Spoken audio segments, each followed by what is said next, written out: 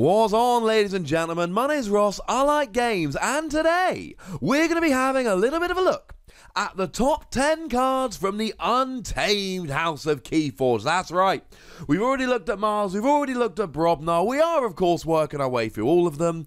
Today it is the job of Untamed, and of course a massive gigantic thank you to everyone that helped us out with this list, and this is a really difficult list. So I'm going to give you 3 honourable mentions. I've got a top 10 list I'm moderately happy with, but there's more than 10 good cards. So honourable mentions, we've got Kindred Longshot, a 3-power creature with elusive. First time you get attacked, you take no damage, they've got to attack you twice. And skirmish, you can do damage without taking damage when you attack. But you're never going to be attacking, because when you reap, you deal 2 damage to a creature, meaning you get to do damage while getting Ember. That's pretty good. Dew Fairy, a 2-power creature that again has elusive, and every time you reap, you gain an Ember. In addition to your regular one, so every time you reap, you get 2 Ember. That's redonk. And Witch of the Wilds, I hate leaving Witch of the Wilds off this list. And I did just spend about 5 minutes before I started recording this video having a look and going, surely, there's something I can cut for this. There actually isn't. 4-power creature, but during each turn in which Untamed is not your active house, you may play 1 Untamed card. Being able to play an extra card from the non-active house is great. But the reason I just left it off this list was that in turns where you are Untamed, it does nothing, and there's no elusive or skirmish or any of that. But believe me, ladies and gentlemen, this was a harder mission. So in at number 10, we've got Regrowth, with some of the weirdest artwork in the expansion, evidently. It's a bear breaking out of another bear. But you get an Ember bonus when you play it, which is great. And then when you play it, you get to return a creature from your discard pile to your hand. So that could be something like a Dew Fairy, that we've already mentioned, or one of the many great creatures that are going to be on the rest of this list. Without the Ember bonus, maybe I could have cut it out of the top 10, but the Ember bonus combined with getting a creature back is just redonk. In at number 9, we have Full Moon. Full Moon is an action card, and for the remainder of the turn, you gain 1 Ember each time you play a creature. That is redonk, because it means that, I mean, you've got to play this right, okay? You can't just play this down willy-nilly, but generally speaking, if you were able to just play this and play, say, 3 other creatures, you would gain 3 Ember.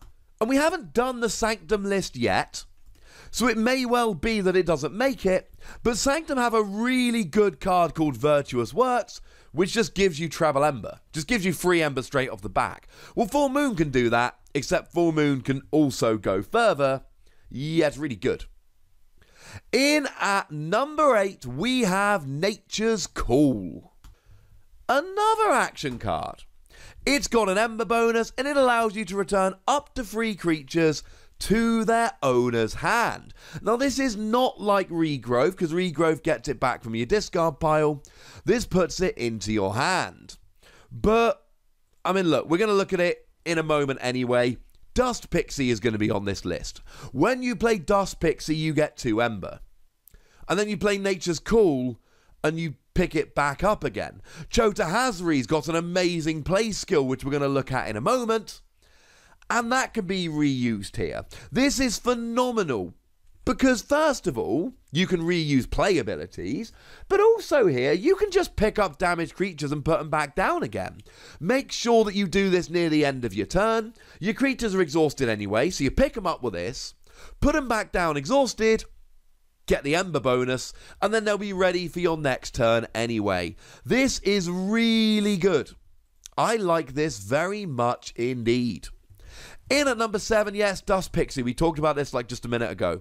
It's a 1-power creature with nothing else special about it, which sounds bad, but when you play it, you get 2 Ember. And there's no downside to playing it. I mean, look, it's a rubbish creature, but just leave it on the bench. You can't fight anything with it, but you can reap. So just leave it on the bench, reap every turn until your opponent knocks it out. And here's what I love about Dust Pixie. If they destroy this creature, it goes in your discard pile.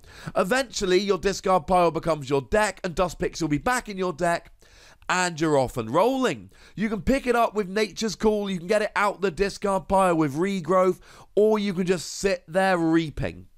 But you get 2 Ember when you play it. That is a little bit redonk. In at number 6, Hunting Witch. Incidentally, there are 3 Untamed creatures with Witch. They're all being mentioned in this video. 2 power creature, which is bad, but each time you play another creature, you gain an Ember.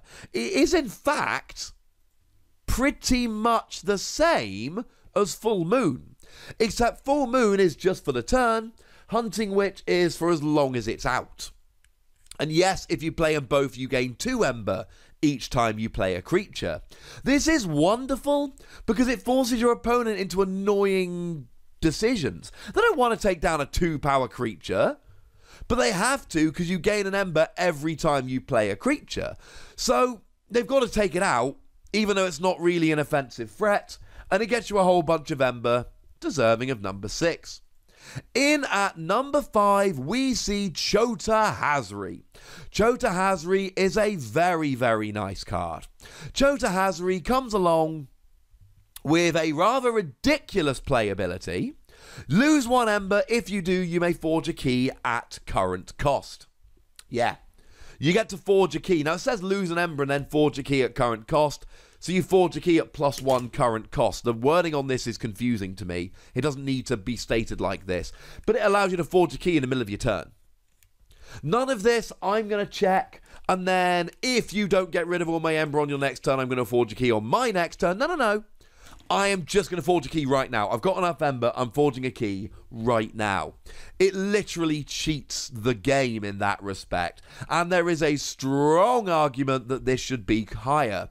Yes, you can reuse it with Regrowth. Yes, you can pick it up and then put it down again using Nature's Call. In at number 4, we've got Mimicry. Now, this is where I've gone away from the Facebook poll a little bit.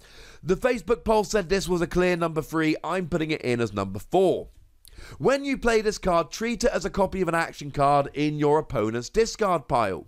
You get to use any action that your opponent has got, and that could well be a really useful card that you don't have. Now, on the one hand, it's really difficult to analyze this card. On the other hand, I can make like an hour-long video of all the possibilities with this. It's one of those ridiculous cards that could just be anything. Maybe you're like, oh, my opponent's got an ammonia cloud, and now I'm just doing a whole bunch of damage. 3 damage to each creature, mine and my opponent's. Or maybe I'm using it to copy barehanded and get rid of all my opponent's artifacts. Or maybe I'm using it to copy anger and I'm going to ready and fight with a friendly creature. There are so many options here. Now, it's awkward because you're copying your opponent's action and you may not know what the best combos are because you get used to your pre-made deck which you can't change, and then you're changing it with Mimicry, or at least adding an extra card. But the possibilities are endless. But in at number 3, Nepenthe. It is an artifact, but you got to sacrifice it. Now, it's basically an action card that you got to wait a turn to use because you play it exhausted. But you return a card from your discard pile to your hand. Now, it's not like Regrowth that gets a creature back. It is any card. It's redonk. It's ridiculous. We have seen this be a ridiculous combination with Library Access. Library Access, phenomenal card, lets you draw a card every time you play a card.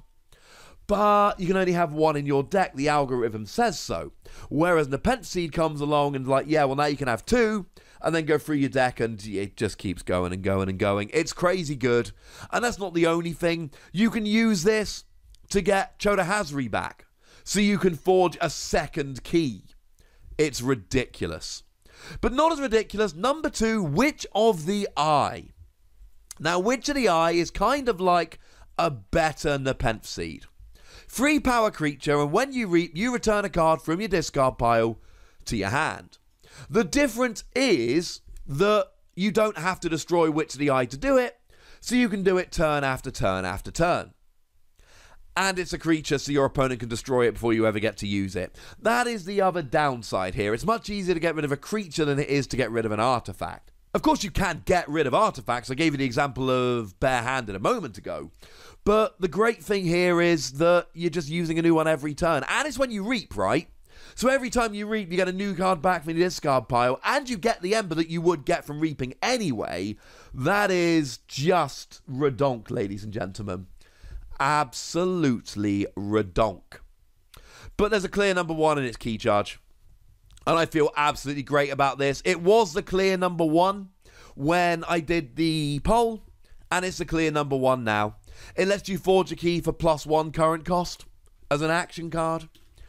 And as a couple people pointed out, well, hang on a second, how come Key Charge is better than Chota Hazri?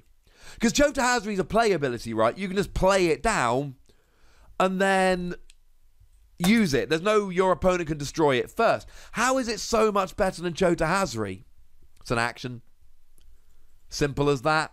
There are ways that you can stop your opponent playing creatures, but stopping actions is just, it's too difficult. It's so much better. And the other thing is, you can recycle this. It goes in the discard, and then you can get it back. You can just bring it right back again, ladies and gentlemen. And that's the key here.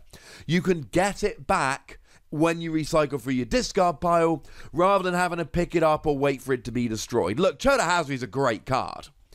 Just Key Charge, the fact that it's easier to use and easier to recycle, puts it up at number one. A huge thank you to everyone that helped me out on the Facebook group. But look, maybe you disagree with my list. Great news. There's a comment section. Go nuts, ladies and gentlemen, but please do remember the rule. Be nice, would ya?